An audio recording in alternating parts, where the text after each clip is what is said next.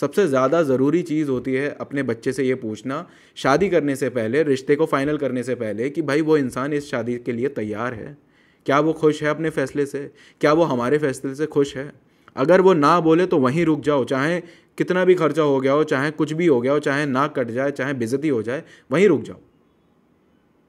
कोई ज़रूरत नहीं है अपने बच्चे को एक ऐसी जगह पे धकेलने की जहाँ पे उस इंसान की ज़िंदगी बर्बाद हो जाए। आज की वीडियो मैं ऐसे लोगों के लिए बना रहा हूँ जो अपने बच्चों की शादी बगैर उनकी मर्ज़ी के करते हैं। पिछले 8 साल से मैं लोगों के रिलेशनशिप्स की प्रॉब्लम सॉल्व करने में हेल्प कर रहा हूँ। मैंने ऐसे कई लोगों के केसेस देखे हैं, कई लोगों के जिन्होंने शादी करी लेकिन अपनी मर्ज़ी से नहीं करी। उनके पेरेंट्स ने ज़बरदस्ती उनसे शादी कराई। आज उनकी शादी को 10 साल, 15 साल, 20 साल हो चुके हैं, लेकिन उनके अपने पार्टनर के साथ में कोई अच्छा रिलेशन नहीं है, क्योंकि वो हमेशा से कहते हैं ना, जिस काम को शुरू करने जाओ अगर उसकी नींव अच्छी नहीं रखोगे तो आगे चल के वो काम इतना पनप नहीं पाएगा। ठीक है, तो अगर आप अपने बच्चे की शादी बगैर उसकी मर्ज़ी के करते हो तो आप एक ऐसा बीज बो रहे हो जो आगे चल के कोई बहुत अच्छा पेड़ में नहीं कन्वर्ट होगा, बहुत अच्छा फ्रूट उस पर नहीं आएगा, बहुत अच्छे फल उस पर नहीं उगेंगे। आपको समझना ये ज़रूरी है कि रिलेशनशिप में प्रॉब्लम्स आजकल एक तो वैसे ही बहुत हैं, बहुत ज़्यादा रिश्तों में प्रॉब्लम्स आ चुकी हैं। ठीक है, कभी किसी पार्टनर के साथ में कोई दिक्कत है, कभी अंडरस्टैंडिंग का इशू है, कभी कुछ इशू है, कभी कुछ। मैं बस इतना कहना चाहता हूँ कि एक 25 से 30 साल के इंसान में इतनी अकल होती है कि उसे पता होता है कि उसको किस तरीके का अपने लिए जीवन साथी चाहिए, किस तरीके का पार्टनर चाहिए। अगर आपको लगता है आपने दुनिया ज़्यादा देखी है, इस चीज़ पे मैं आपको गलत नहीं बोलूँगा, आपने दुनिया ज़रूर देखी होगी ज़्यादा, लेकिन दुनिया में अब बहुत कुछ बदल रहा है। ठीक है, और आपने जो एक्सपीरियंस करा है वो आप लोगों के साथ शेयर कर सकते हैं, सजेस्ट कर सकते हैं, लेकिन उन्हीं एक्सपीरियंसेस को एक वजह बनाकर दूसरों की ज़िंदगी के ऊपर थोप नहीं सकते कि भाई हमने ये एक्सपीरियंस करा है, तुम ये अब नहीं करोगे, तुम ऐसे लोगों के साथ नहीं जाओगे, वैसे लोगों के साथ नहीं करोगे, ये नहीं करोगे, और तुम्हें इसी इंसान के साथ शादी करनी पड़ेगी। बहुत से पेरेंट्स लालची हो जाते हैं, एक अच्छा पैसे वाला घर देखकर शादी कर देते हैं। बहुत से पेरेंट्स को कुछ और मिल जाता है तो वो शादी कर देते हैं, कुछ अच्छे सुंदर लोग मिल जाते हैं तो वो शादी कर देते हैं।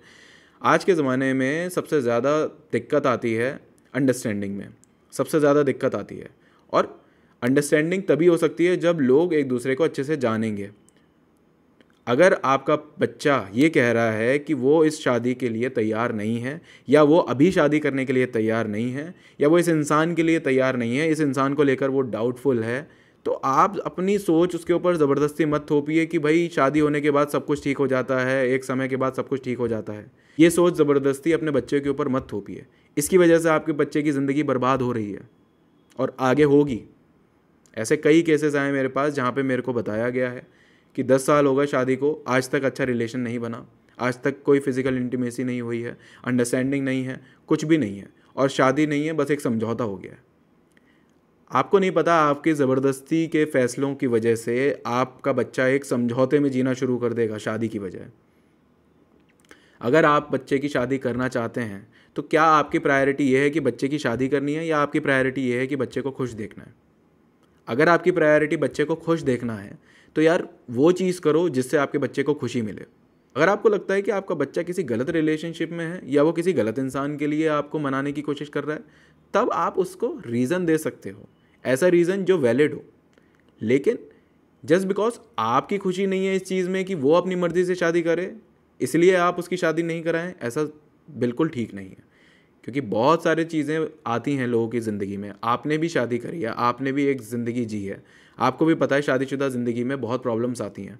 और आज के ज़माने में लोग बहुत ज़्यादा एडजस्टमेंट नहीं कर पाते।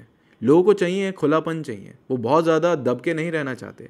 चाहे वो लड़के हों चाहे वो लड़कियां हों, सबका अपना एक स्टैंड हो गया है, सब अपना एक पॉइंट लेकर चलते हैं, अपना एक ओपिनियन लेकर चलते हैं, और हर इंसान अपनी बात को मनाना चाहता है, हर इंसान अपनी बात को मनवाना चाहता है अपने पार्टनर से। जब आज के ज़माने में इतना ज़्यादा ट्रांसफॉर्मेशन आ चुका है तो आप पुरानी सोच के लेकर या अपनी सोच को लेकर, जो गलत सोच है, जो नैरो माइंडेडनेस है, गलत मेंटालिटी है, उस मेंटालिटी की वजह से अपने बच्चे की शादी एक ऐसे जगह पे नहीं कर सकते जहाँ पे वो ऑलरेडी खुश नहीं है। या आप अपने बच्चे से पूछ ही नहीं रहे हैं कि क्या तुम्हें इस रिश्ते को लेकर कोई डाउट है। सबसे ज़्यादा ज़रूरी चीज़ होती है अपने बच्चे से ये पूछना शादी करने से पहले, रिश्ते को फाइनल करने से पहले, कि भाई वो इंसान इस शादी के लिए तैयार है, क्या वो खुश है अपने फैसले से, क्या वो हमारे फैसले से खुश है। अगर वो ना बोले तो वहीं रुक जाओ, चाहे कितना भी खर्चा हो गया हो, चाहे कुछ भी हो गया हो, चाहे नाक कट जाए, चाहे बेइज्जती हो जाए, वहीं रुक जाओ। कोई ज़रूरत नहीं है अपने बच्चे को एक ऐसी जगह पे धकेलने की जहाँ पे उस इंसान की ज़िंदगी बर्बाद हो जाए। आपने अपने बच्चा पाला, पाल पोस कर बड़ा किया, तो आप चाहते हो कि वो बच्चा अपनी आने वाली ज़िंदगी या बची कुची ज़िंदगी दुखी होकर बिताए, परेशानियों में बिताए? नहीं ना। एज अ पेरेंट आपको हमेशा सपोर्टिव होना पड़ेगा, ठीक है। आप वो पेरेंट बन के नहीं रह सकते जो ज़बरदस्ती अपने बच्चे के साथ करें, उसकी खुशियों को गोली मार के अपनी खुशियों को या अपने फ़ायदे की बात को आगे बढ़ें, आगे रखें, प्रायोरिटी दें और उसको धकेल दें ऐसी जगह पर। आप ये काम नहीं कर सकते। अगर आप ऐसा करते हैं तो आपकी वजह से आपका बच्चा नाखुश रहेगा और सारी ज़िंदगी अपने आप को और आपको कोसेगा कि आपकी वजह से वो इस जगह पर आया, फंसा और अब उसको इस जगह पर रहना पड़ रहा है आपकी वजह से। सो एज अ पेरेंट आपको ये समझना बहुत ज़रूरी है कि बहुत वक्त बदल चुका है, सोच बदल चुकी है, चीज़ें बदल चुकी हैं। इस दुनिया में अब वैसी चीज़ें नहीं हो रही हैं जैसी पहले के ज़माने में होती थी। अब बहुत कुछ बदल चुका है, ठीक है। तो आप, अगर आपका बच्चा किसी जगह पर खुश है, किसी रिश्ते में खुश है और किसी जगह पर वो रहना चाहता है, किसी इंसान के साथ वो शादी करना चाहता है, तो बहुत सोच समझ कर सारी चीज़ें, सारी जांच पड़ताल करने के बाद आप इस फैसले पर ज़रूर आइए कि आपको उसकी वहीं शादी करानी चाहिए।